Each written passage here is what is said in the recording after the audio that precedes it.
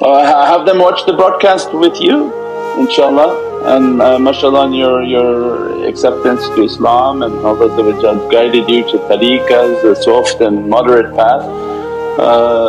Definitely have them watch our video and our talks and to listen to the talks and about good character and living by good example and nothing extreme and nothing fast. So try to be as moderate with them as possible, and so that they so slowly to be introduced to everything.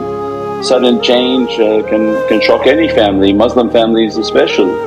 So it doesn't matter that people coming reverting back into Islam, even people who thought they were born into Islam, as soon as they wear a beard and put a turban and put all these things, their families like, oh, what's this? Because they don't even understand that that's the sunnah and the way of Sayyidina Muhammad.